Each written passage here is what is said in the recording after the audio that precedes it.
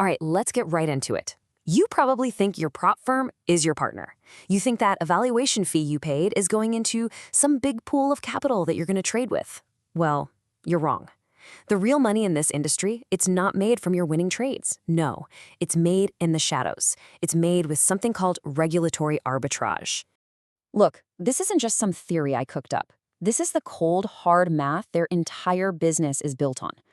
While you're busy hunting for setups on the 1-minute chart, your prop firm is treating your fee like a guaranteed annuity. They've already calculated your failure before you've even logged into the platform. So for this explainer, we're going to follow the money. We're taking a trip from the regulated streets of London and New York all the way out to the no man's land of offshore servers. We're going to uncover the secret math of prop liquidity, and if you've ever felt like your funded account was acting suspiciously like a demo, this is the forensic deep dive you've been waiting for. To understand the con, you have to understand what a B-book is. This is page 1 of their playbook. See, in a regulated world, a broker has to actually manage and mitigate risk.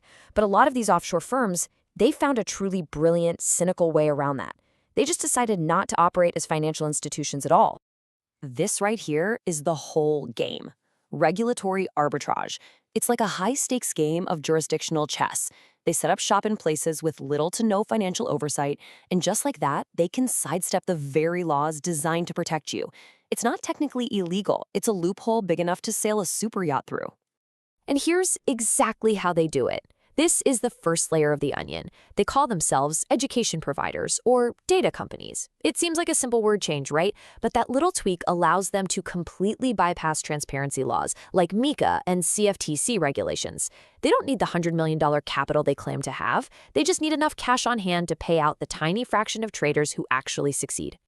And this is the number that makes the whole machine go round: 98%. Their entire model is built on the statistical certainty that 98% of traders will either fail the challenge or blow up their funded account. Your registration fee? It's not an investment in your career. It is their risk capital. So now let's talk about what happens when you actually get funded. And I'm using air quotes here.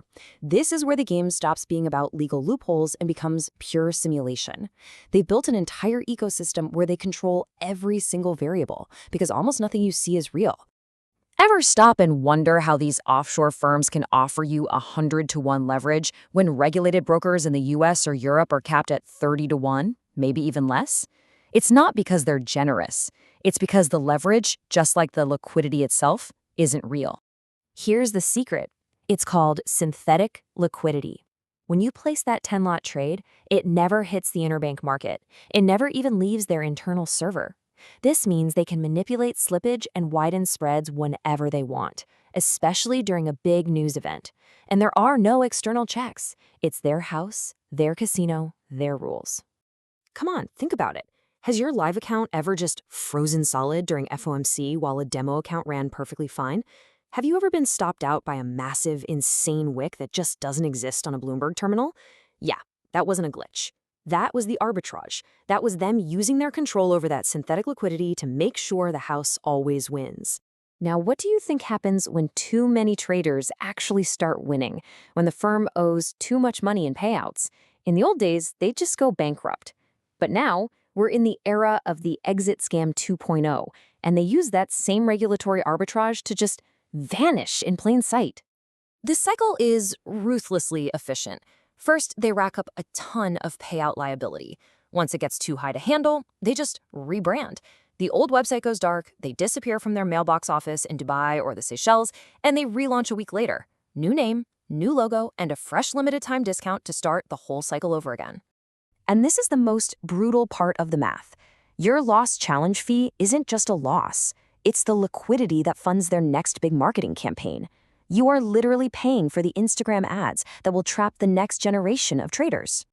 So if the game is this rigged, how do you win? You stop behaving like a trader and you start behaving like a risk manager. This isn't just friendly advice. This is a security protocol.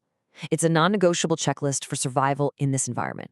First, you only trade with firms that hold a real commodity trading advisor license, or something equivalent in a Tier 1 jurisdiction. That means the US, the UK, or the EU. Period. Second, for any payout, you demand to see the broker log. If they can't prove that your trade was hedged on a real exchange, you know exactly what kind of game you're in. And third, tiered withdrawals.